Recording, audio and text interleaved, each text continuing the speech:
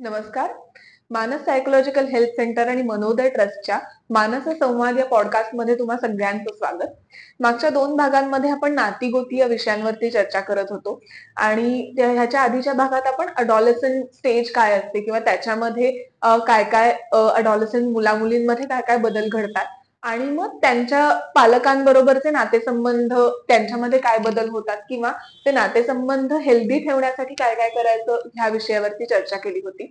आता मॅम मला तुम्हाला विचारायचंय, की रोजच्या जीवनात आपण बऱ्याच माणसांच्या संपर्कात येत असतो, बऱ्याच माणसांबरोबर डील करत असतो. असं होताना बरेच जण आपुलकीने काही सल्ले द्यायला जातात किंवा काही वेळेला न मागता सुद्धा काही सल्ले आपल्याला मिळतात. मला विचारायचंय, की अशा प्रतिक्रियांचा किंवा सल्ल्यांचा आपल्या मानसिक आरोग्यावर काही परिणाम होतो का? किंवा किती खोलवर होतो? आणि जर तो परिणाम होत असेल तर त्याला हाताळायचं कसं? ओके. ओके.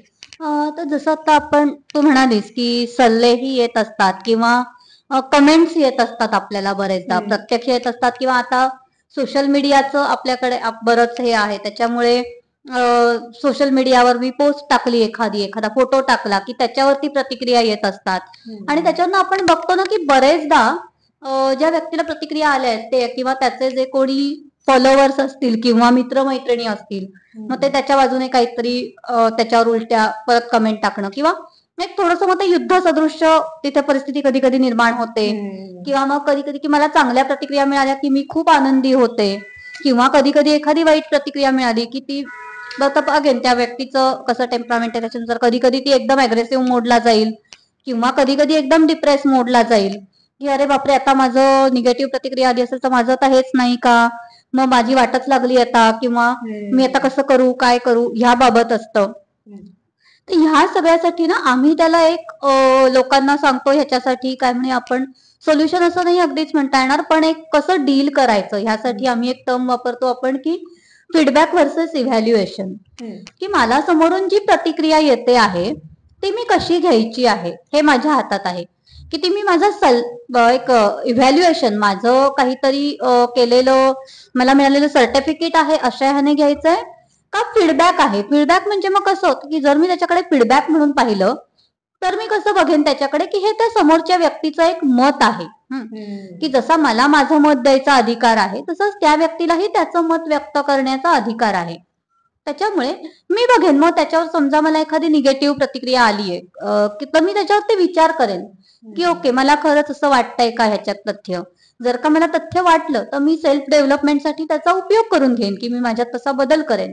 पण मला नाही वाटलं तसं काही तर ठीक आहे बाबा की त्या व्यक्तीचं ते मत असू शकतं, त्या व्यक्तीला तसं वाटलेलं असू शकतं, असा मी विचार करेन आणि ती गोष्ट सोडून देईन. तीच गोष्ट सल्ल्याच्या बाबतीतही होते की मी विचार करेन की हे माझ्यासाठी कितपत योग्य आहे असं मला वाटतं किंवा हे मला कितपत इम्प्लिमेंट होण्यासारखं आहे. तिने तिच्या अनुभवावरनं बोलली असेल किंवा ती तिच्या विचारांमधून ती गोष्ट आलेली असेल, पण ते किती घ्यायचं आणि किती नाही हे शेवटी मला ठरवायचं आहे. तर ह्याच्यावरून नक्कीच आपल्या मानसिक आरोग्यामध्ये आणि ह्याच्यातून काय होईल की जर का मी ही गोष्ट फीडबॅक म्हणून घेतली तर माझं त्या व्यक्तीबरोबरचं रिलेशन पण स्पॉईल होणार नाही.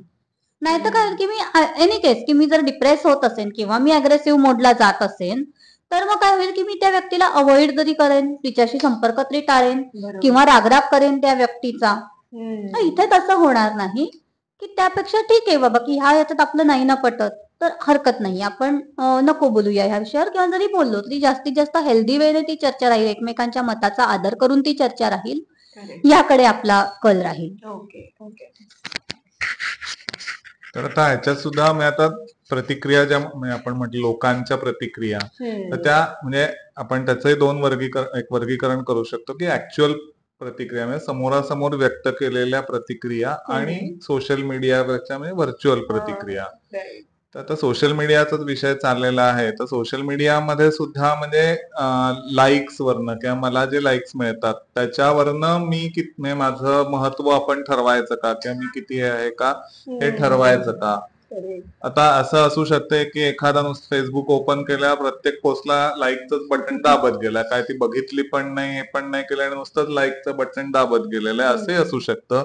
त्यामुळे त्या लाईकला किती महत्व द्यायचं हेही आपण ठरवायला पाहिजे की त्या व्हर्च्युअलला कोणी काहीही केलेलं असू शकतं, मी उगाचच लाईक केलेलं असू शकतं, न वाचता सुद्धा केवळ एक आपला ओळखीचा माणूस आहे म्हणून सुद्धा लाईक केलेलं असू शकतं, असंही असू शकतं किंवा व्हॉट एव्हर. इव्हन डिसलाईक करणं हे सुद्धा त्याच्यामुळे म्हणजे कारणाशिवाय सुद्धा हे केलेलं असू शकतं. त्याच्यामुळे त्याच्यावरनं आपल्याला ऍक्च्युअल त्या व्यक्तीचं मत काय आहे याचा अंदाज येत नाही. त्याच्यामुळे व्हर्च्युअल ह्याच्यावरच्या ह्या लाईक्स आणि डिसलाईक्सला आपण अति महत्व देता कामा नये. म्हणजे पुढच्या म्हणजे विशेषतः आपण एखादी पोस्ट टाकलेली आहे, एखादं मत व्यक्त केलेलं आणि त्याच्यावर व्यक्त केलेली हे लाईक्स किंवा डिसलाईक्स, तुम्ही एखादं काहीतरी काम केलेलं आहे आणि त्याबद्दल लोकांनी तुमचं अभिनंदन केलंय तर ती गोष्ट वेगळी आहे. पण किंवा तुम्हाला इव्हन अगदी वाढदिवसाचे सुद्धा मेसेज करणारे सुद्धा पहिला मेसेज करणारा हा नेहमी त्याला लक्षात राहिलेलं असतं, बाकीचे सगळे फक्त फॉलो करणारे असतात. त्याच्यामुळे सगळ्यांनाच काही तो एवढ्या सगळ्या जणांना माझा वाढदिवस लक्षात आहे असंही खरं काही नसतं. म्हणजे ते इतरांच्या प्रतिक्रिया ह्या fear of missing out, FOMO मधनं आलेल्या असू शकतात, त्याच्यामुळे तसंही झालेलं असू शकतं.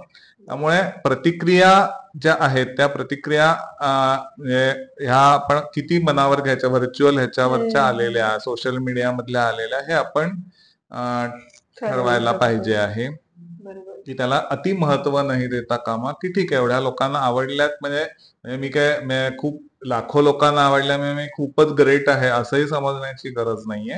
तर ठीक आहे, माझं मत बऱ्याच जणांना आवडलं इथपर्यंत आपण ते घ्यायला हरकत नाही. त्याचबरोबर दुसरं, ही प्रतिक्रिया देणाऱ्यांनी पण हे ठरवायला पाहिजे की प्रत्येक पोस्टला आपण प्रतिक्रिया केलंच पाहिजे का. उगाचच्या उगाच प्रत्येक गोष्टीला आपण ती क्रिया दिसली म्हणून आपण त्याला प्रतिक्रिया द्यायलाच हवी का, हेही आपण ठरवायला पाहिजे. मग तिथेही फिअर ऑफ मिसिंग आउट जो आहे त्याच्यातनं की मी प्रतिक्रिया व्यक्त केली नाही तर मी काहीच हे केलं नाही असं लोकांना वाटेल आणि म्हणून मग अस्तित्व माझं दिसायला पाहिजे म्हणून आपण काहीतरी प्रतिक्रिया द्यायच्या किंवा हे करायचं, ह्यालाही ह्याला काही अर्थ नाहीये. त्यामुळे तेही आपण टाळलं पाहिजे. दुसरं म्हणजे मी म्हटलं की ऍक्च्युअल प्रतिक्रिया म्हणजे समोरासमोर व्यक्त केलेल्या प्रतिक्रिया असतात, की एखादं आपण मत व्यक्त केल्यानंतर येणारी जी प्रतिक्रिया असते ती सुद्धा कदाचित त्या व्यक्तीचं त्यावेळेचं मत असू शकतं. आणि जसं आता मॅडम म्हणाल्या की तसं की ते आपण आपल्यासाठी किती योग्य आहे ते आपण त्यावेळेला ठरवायला पाहिजे, की ठीक आहे त्यांनी सल्ला दिला किंवा त्यांनी हे केलं की आपण आपलं काहीतरी प्रॉब्लेम सांगितला, त्याच्यावर समोर बसलेल्या व्यक्तीने मत व्यक्त केलं, मग ती समोरची व्यक्ती कोण आहे हेही आपण बघायला पाहिजे. की समोर तुम्ही डॉक्टरांकडे गेला आणि डॉक्टरांनी काहीतरी सल्ला दिलेला आहे तर तो सल्ला तुम्ही स्वतःहून गेलेला असता तो सल्ला घ्यायला. त्याच्यामुळे तिथे काही तुम्हाला डॉक्टरांनी बोलवलेलं नसतं. जेव्हा तुम्ही जाता तो सल्ला घ्यायला किंवा वकिलाकडे सल्ला घ्यायला जाता तेव्हा तो तुम्हाला मानला पाहिजे, बऱ्याच अंशी तरी तो मानला गेला पाहिजे असं असतं. परंतु जेव्हा अनाहूत सल्ले दिले जातात तेव्हा ते खरोखर कोणत्या व्यक्तीने दिलेले आहेत आणि ते त्या व्यक्तीचं खरंच त्याच्यातलं काही एक्सपर्टीज आहे का, तर ते आपण लक्षात घेऊन तो किती मानायचा हे करायला असू शकतं. काही वेळेला फक्त ह्या प्रतिक्रिया ज्या असतात ह्या फक्त एक गॉसिपचा भागही असू शकतात आणि नुसतंच आपलं इंटरफिअर करण्यासाठी असतं. किंवा आता बऱ्याचदा असं आहे की एखाद्या व्यक्तीला आता आपण मानसिक आरोग्याच्या दृष्टिकोनातून बघतो आहोत, तेव्हा एखाद्या व्यक्तीला काहीतरी ॲबनॉर्मल वागायला लागली, एखादी व्यक्ती विचित्र वागायला लागली की बऱ्याचदा मग असे सल्ले मिळतात की तुम्ही हिला काहीतरी बाहेरचं असेल हे असेल तर बाधा असेल तर हे सल्ले भरपूर जण लगेच देतात. तर हे असे सल्ले उलट मानले नाही गेले पाहिजेत, की अशा गोष्टी ह्या अंधश्रद्धा आहेत आणि ह्या अंधश्रद्धांच्या नादी लागलो तर मग आपल्याच व्यक्तीचं नुकसान होईल आणि तिचं आरोग्य आणखीन बिघडण्याची शक्यता आहे, हे आपण लक्षात घेतलं पाहिजे. त्यामुळे हे सल्ले मानताना जी ऐकावं जनाचं आणि करावं मनाचं अशा पद्धतीने आपला स्टँड असला पाहिजे असं मला वाटतं. आय थिंक तेच झालं तर सल्ल्यांचा त्रास आपल्याला होणार नाही. आणि आय थिंक डॉक्टर तुम्ही म्हणालात तसं की सगळेच सल्ले वाईट नाहीयेत, पण त्याच्यातले काय घ्यायचे आणि काय नाही घ्यायचे हे आपल्याला ठरवायचे.